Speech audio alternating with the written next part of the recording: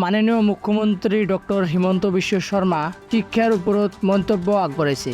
আহক তেওঁৰ মুখেৰে শুনো মন্তব্য কৰিলে আৰু ইয়াৰ পতে লোকে যদি আমাৰ চেনেলত নতুনকৈ ভিজিট কৰিছে তেতিয়াহ'লে আমাৰ চেনেলটোক ছাবস্ক্ৰাইব কৰিব আৰু লগতে কমেণ্ট কৰিবলৈ নাপাহৰিব। মাননীয় প্ৰধানমন্ত্ৰী নৰেন্দ্ৰ মোদী ডাঙৰীয়াৰ বলিষ্ঠ নেতৃত্বত কেন্দ্ৰীয় চৰকাৰে ৰাষ্ট্ৰীয় শিক্ষানীতি 2020 যুগুতাই উলিয়াইছিলে আৰু কেন্দ্ৰীয় চৰকাৰৰ পৰ্যায়ত এই ৰাষ্ট্ৰীয় শিক্ষানীতি ইতিমধ্যে ৰূপায়ণৰ ব্যৱস্থা হাতত লোৱা হৈছে। ভাৰতৰ বিভিন্ন ৰাজ্য চৰকাৰে ৰাষ্ট্ৰীয় শিক্ষানীতি ৰূপায়ণৰ প্ৰচেষ্টা চলাই আহিছে আৰু অসমতো সেই প্ৰচেষ্টাই লাহে লাহে সফলতাৰ মুখ দেখিবলৈ আৰম্ভ কৰিছে।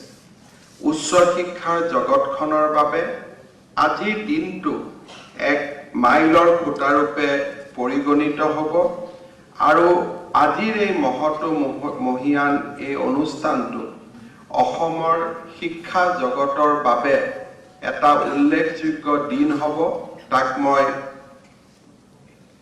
বিশ্বাস কৰোঁ আৰু আজিৰ এই মুহূৰ্তত উচ্চ শিক্ষা জগতখনৰ সৈতে জড়িত সকলোকে এই ঐতিহাসিক দিনটোৰ বাবে অভিনন্দন জনাইছোঁ। নৱ প্ৰজন্মৰ মাজত গৱেষণাৰ প্ৰতি আগ্ৰহ সৃষ্টি কৰিব লাগিব যাতে তেওঁলোকৰ মাজত জিজ্ঞাসা, কৌতূহল আৰু বিশ্লেষণাত্মক দৃষ্টিভংগী প্ৰবল হৈ উঠে।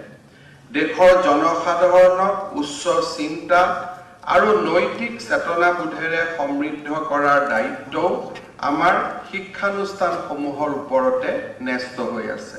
আজিৰ আমাৰ ভাৰতবৰ্ষই যিখন 2020 শিক্ষানীতি গ্ৰহণ কৰিলে সেই শিক্ষানীতি আন দ্বিমুখী বিকাশৰ ওপৰত গুৰুত্ব আৰোপ কৰিছে।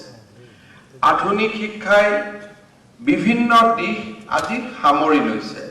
একবিংশ শতিকাৰ প্ৰতিযোগিতামুখী বিশ্বত বহুমুখী জ্ঞান আহৰণৰ ওপৰত গুৰুত্ব। প্ৰধানমন্ত্ৰী মোদী ডাঙৰীয়াৰ নেতৃত্বত 2020 চনৰ শিক্ষানীতিয়ে শিক্ষাক ৱাটাৰটাইট কম্পাৰ্টমেণ্ট বুলি ভাবিবলৈ নকয়।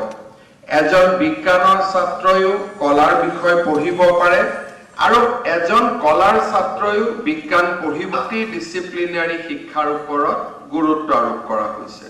NEP 2020ৰ লক্ষ্য হৈছে ছাত্ৰ ছাত্ৰীসকলক এখন ভৱিষ্যত বিশ্ব উন্নয়নৰ মাপকাঠি নিয়মসমূহক নতুনকৈ গঢ় দিয়াৰ লগতে NEP 2020 শিক্ষণৰ শক্তিশালী ভেটি নিৰ্মাণ কৰা আৰু শিক্ষা খণ্ডৰ চমকপ্ৰদ উন্নয়নত তিনি ভাগত ভাগ কৰিবলৈ প্ৰচেষ্টা কৰা হৈছে। প্ৰথম ভাগ শিক্ষানুষ্ঠান হৈছে য'ত বিনিতা লেভেলৰ আমি প্ৰতিষ্ঠান নিৰ্মাণৰ কামত গুৰুত্ব দিব লাগিব। ফাৰ্ষ্ট লেয়াৰৰ যি শিক্ষানুষ্ঠান জ্ঞানৰ মহাশক্তিলৈ ৰূপান্তৰ কৰিব পাৰি তাৰ চিন্তা আৰু চৰ্চা হ'ব। দ্বিতীয় প্ৰকাৰৰ শিক্ষানুষ্ঠানত আমাৰ টিপিকেল টেক্সট বুকৰ জৰিয়তে আমি তেওঁলোকক জ্ঞানৰ যিটো মাৰ্গ সেই জ্ঞান মাৰ্গলৈকে লৈ যাব। তৃতীয় পৰ্যায়ৰ শিক্ষানুষ্ঠান হৈছে য'ত স্নাতক শিক্ষাৰ ওপৰত গুৰুত্ব আৰোপ কৰি উচ্চমানৰ পাঠদানৰ ওপৰত গুৰুত্ব কৰা হ'ব। এই নতুন নীতি অনুসৰি 3 বা 4 বছৰীয়া স্নাতক পাঠ্যক্ৰম যেনে BSc, BA, BCom, BVoc পুনৰ গঠন কৰা। এক উদাৰ শিক্ষা ব্যৱস্থাৰ লক্ষ্য প্ৰাপ্তিৰ বাবে 4 বছৰীয়া বেচেলৰ অফ লিবাৰেল আৰ্টছ বা বেচেলৰ অফ লিবাৰেল এডুকেশ্যন বিশেষ পাঠ্যক্ৰম প্ৰদানৰ ব্যৱস্থা কৰা হ'ব।